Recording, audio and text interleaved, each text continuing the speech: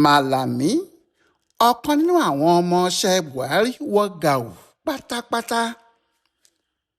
Wọ́n tún gbé Abubakar Malami lọ sílé-ẹjọ́ lónìí yìí o.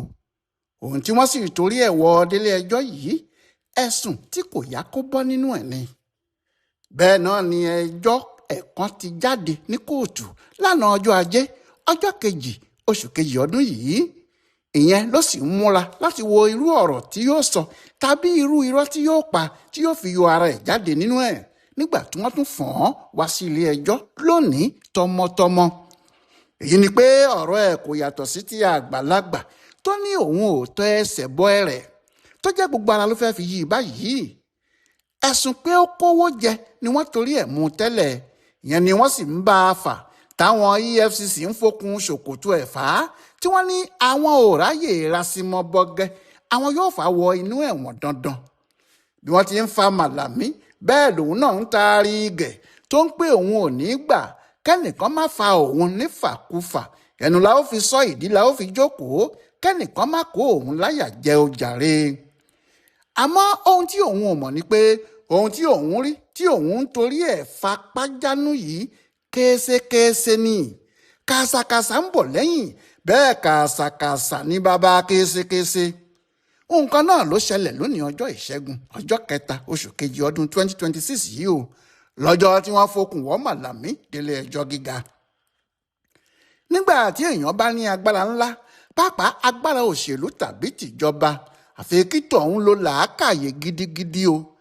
Làákàyè tí yóò sì lò náà ni pé kó mọ̀ pé ipò tí òun wà yìí, ipò tí kìí ṣe ipò títí ayé ni, ipò tí òun yóò kúrò níbẹ̀ lọ́jọ́ kan ṣáá ni, àti pé tí òun bá kúrò nípò náà, gbogbo ohun tí òun bá ṣe ni wọn yóò béèrè lọ́wọ́ òun o, nítorí pálapàla tí kìí ṣe ẹran àjẹgbé ni. Àjẹgbé kò sí ládìyẹ ìrànà, àṣesílẹ̀ làbọ̀ wá bá o. Láàárín ọdún 2015 sí 2023 kò sí ẹni tí agbára ń pa bí ọtí kan tàbí tó ní òun jẹ́ gbajúmọ̀ tàbí gbajúgbajà tí yóò dúró tako Abubakar Malami tàbí tí yóò ní tiẹ̀ báwo. Agbára tó ju agbára ló wà lọ́wọ́ ọkùnrin náà, nítorí yàtọ̀ sí pé ó jẹ́ mínísítà fún ètò ìdájọ́ gbogbo Nàìjíríà, ọ̀kan nínú àwọn tí ààrẹ Muhammadu Buhari gbójúlé pé yóò bá òun ṣèjọba dáadáa ni. Nítorí bẹ́ẹ̀ ló sì ṣe fa ọ̀pọ̀lọpọ̀ nǹkan lé e lọ́wọ́.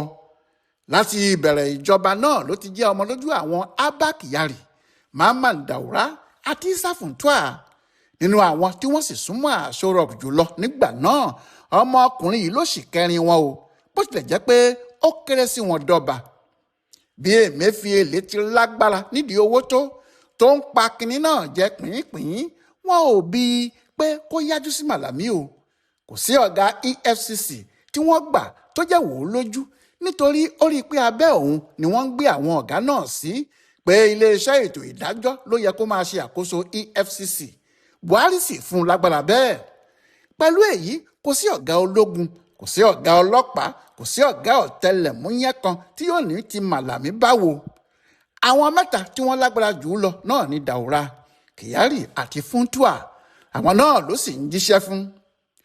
Àmọ́ kò pẹ́ rárá tí agbára náà fi bẹ̀rẹ̀ sí í jóná. Kyari ló kọ́kọ́ kú, Kófíìdì ló lu òun pa. Kò sì pẹ́ náà tí Funtua fi tẹ̀lé. Lẹ́yìn náà ni Daura wọlé àmọ́dì, kò sì gbádùn títí tí Buhari fi gbéjọba sílẹ̀. Nígbà tí nǹkan ti fẹ́ dàrú báyìí, Malami bẹ̀rẹ̀ sí sáré kiri. Ó kọ́kọ́ fẹ́ du ipò ààrẹ nígbà tí wọ́n sọ fún un pé àtàrí àjànàkú nìyẹn, kì í ṣe ẹrù ọmọdé. Ó tò sẹ́yìn Emefiele, ọ̀kan nínú àwọn tí wọ́n sì fẹ́ kí Emefiele di ààrẹ Nàìjíríà pẹ̀lú agbára owó ni. Nígbà náà lòun náà sì múra pé òun yóò ṣe gómìnà ìpínlẹ̀ òun, ìyẹn Kebbi. Ṣùgbọ́n gbogbo bó ti dùn ú tó, ọwọ́ adẹ́tẹ̀ kò ká ènìyàn pa, nǹkan dàrú pátámọ́ lọ́wọ́. Ṣùgbọ́n ọkàn ọkùnrin náà ti balẹ̀ nítorí ó ti rí owó púpọ̀ kó, ó sì rò pé kò sí kinní kan tí yóò ṣe òun. Ọ̀rọ̀ tówó bá ṣe tì ní ilẹ̀ ni yóò gbé, àti pé kò ní burúburú kó má sí agbára kankan lọ́wọ́ òun mọ́. Ìgbà tí ìjọba bọ́ sí àwọn míì lọ́wọ́ ló mọ̀ pé òun kò sí nínú àwọn alágbára nídìí òṣèlú. Ṣé lóòótọ́ sì ni kì í ṣe olóṣèlú kan tí ẹnìkan mọ̀ ní Nàìjíríà tẹ́lẹ̀, tàbí tí òṣèlú ẹ̀ kúkú lágbára níbì kan. àwọn Buhari sọ mí dòṣèlú ni nítorí Buhari nìkan ló bá ṣiṣẹ́ láyé rí, òun náà ló lóṣèlú kan ṣoṣo tó mọ̀. Ìyẹn náà ló ṣe jẹ́ nígbà tí Buhari kúrò níjọba, Malami kò yàtọ̀ sí ẹja tó kúrò nínú omi.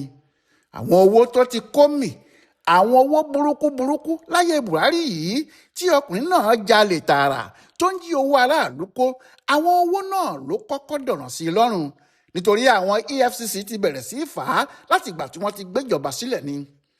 Ohun tó sì fa eléyìí kò le o. Ní 2020 nígbà tí àṣírí tú pé Malami ń kó àwọn owó kan jẹ lórí àwọn EFCC náà, Ibrahim Magu bẹ̀rẹ̀ sí í tọpinpin ẹ̀ níbi tí wàhálà ti dé bá òun nìyẹn. Àmọ́ wọ́n ti wádìí àwọn ọ̀rọ̀ náà jìnnà.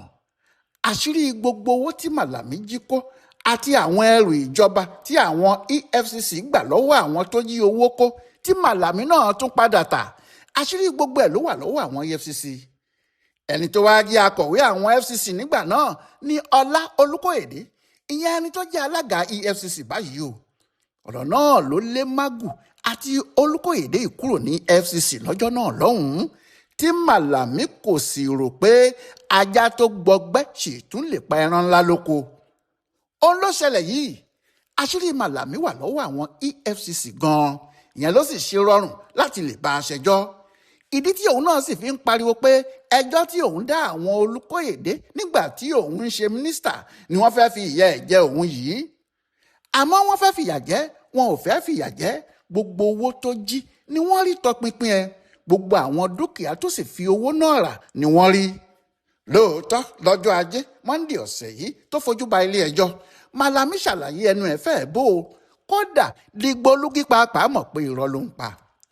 Malami ní gbogbo ohun tí wọ́n ń sọ pé òun níyẹn o, ó ní bó ṣe jẹ́ o. Ó ní 375 mílíọ̀nù ní owó oṣù àti àláwáǹsì tí òun gbà láàrin ọdún mẹ́jọ, ìyẹn 374,630,900 naira. Ó ní owó àwọn dúkìá òun kan tí òun tà lásìkò tí òun fi ń ṣèjọba yìí náà jẹ́ bíi 600 mílíọ̀nù náírà, 574,073,000 naira. Malami ní àwọn ọ̀rẹ́ òun fóun lówó gan ni o.